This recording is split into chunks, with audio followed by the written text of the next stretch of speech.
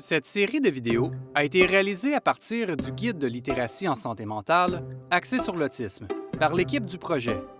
Cette vidéo est l'une d'une série de 6 à propos de différents aspects de la littératie en matière de santé mentale dans le domaine de l'autisme. Dans cette vidéo, nous aborderons le sujet suivant: comprendre le bien-être des personnes autistes. Nous allons parler brièvement de ce que le bien-être veut dire, de quoi il a l'air et de comment le favoriser. Pour plus d'informations à ce sujet, consultez le guide de littératie en santé mentale pour l'autisme. Le bien-être est un vaste domaine et il est différent pour chaque personne, surtout au jour le jour. Il dépend de nombreux facteurs. Le bien-être se fonde sur le contexte de la personne et comment elle se sent. Par exemple, il y a des facteurs externes, comme les liens sociaux ou l'accessibilité, et des facteurs internes, comme la capacité d'adaptation de la personne, son optimisme ou son estime de soi. Il y a plusieurs sortes de bien-être: psychologique, émotionnel, physique, social, spirituel. Les personnes autistes ont une vie riche et épanouie et ressentent le bien-être. Bien sûr que les autistes s'amusent. Nous développons des stratégies pour compenser. Nous avons du plaisir et nous profitons de la vie.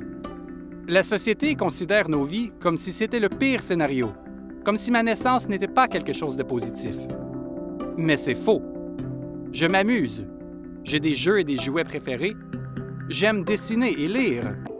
J'attends avec impatience les salons de BD. J'adore Noël et l'Halloween. Ma vie est bien remplie. Ce n'est pas une tragédie. L'auto-soin et les soins communautaires sont deux aspects à considérer pour le bien-être des personnes autistes. L'auto-soin, c'est de s'occuper de ses propres besoins pour se sentir aussi bien que possible et maintenir une bonne santé mentale.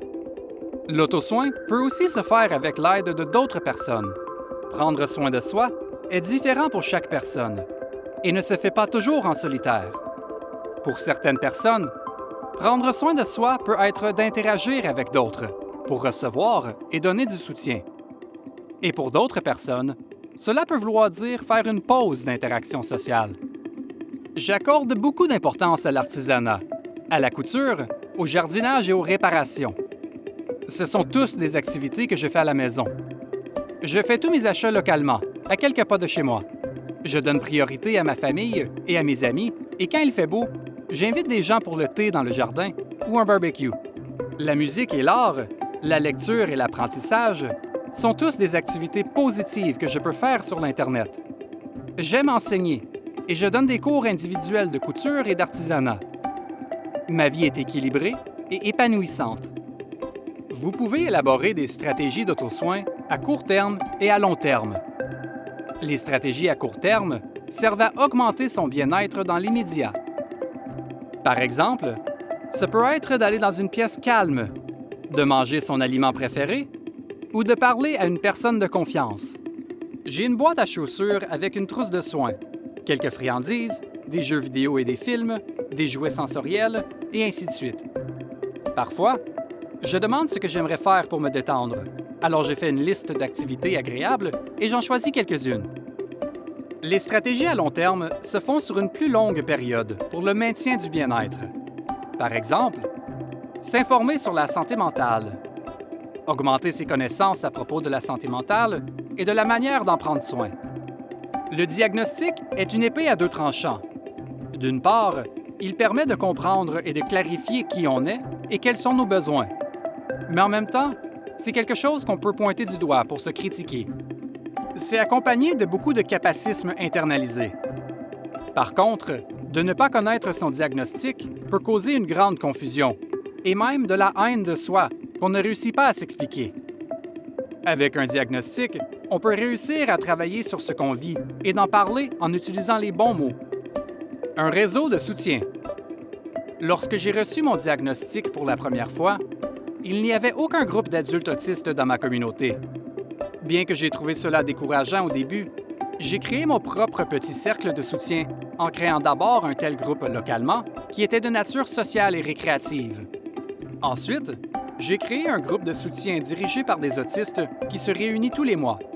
Ces possibilités ont fourni à d'autres comme moi un endroit doux pour atterrir pour les nouveaux diagnostiqués. Pour les adultes autistes de ma communauté, cela a permis de créer un lieu pour relier et valider nos expériences et pour favoriser la fierté autiste. Exprimer sa fierté autiste.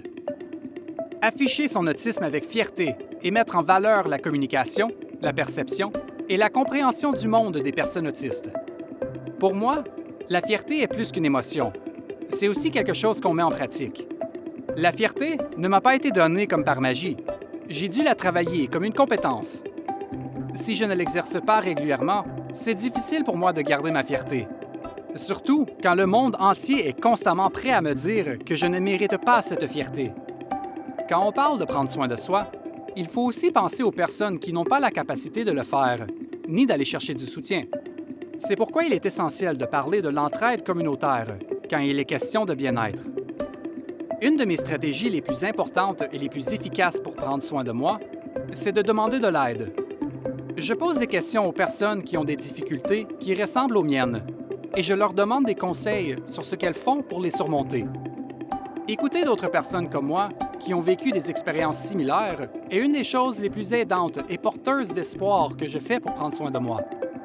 Ça brise mon isolement. C'est aussi une des façons de m'aider à organiser mes actions pour régler ces problèmes et ces obstacles pour d'autres, et ça m'aide à gérer. Les soins communautaires, c'est choisir de prendre soin les uns des autres, y compris de soi. Des exemples de soins communautaires sont des regroupements de pairs ou des associations de quartier qui relient les gens qui ont besoin de soutien à court terme ou à long terme en raison d'une blessure, d'une maladie ou d'autres difficultés. L'entraide, c'est de s'aider avec du soutien social ou matériel. Par exemple, faire des commissions ou un don de nourriture pour une personne qui manque de moyens. Ces groupes font en sorte de répondre aux besoins les uns des autres pour survivre. Voici des exemples de ressources qui peuvent être données ou demandées dans le cadre de l'entraide communautaire.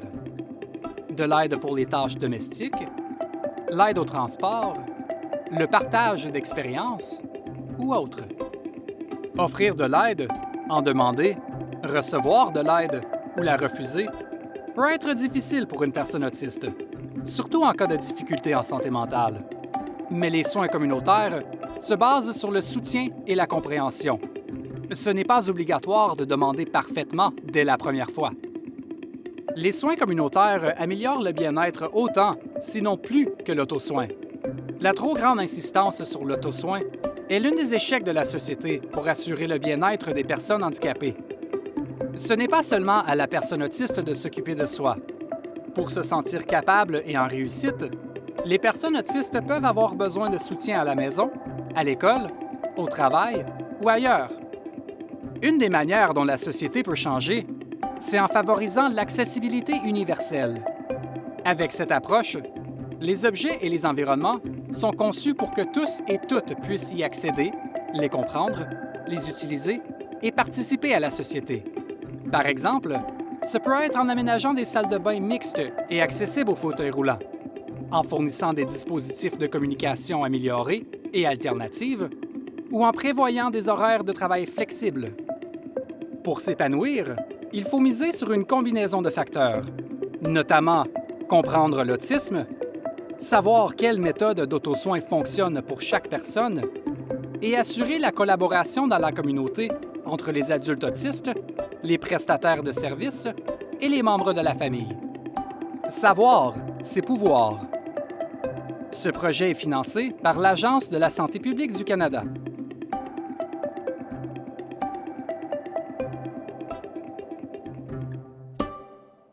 La traduction française de la série de vidéos animées du projet Autism Mental Health Literacy a été financée par le Réseau national d'expertise en troubles du spectre de l'autisme.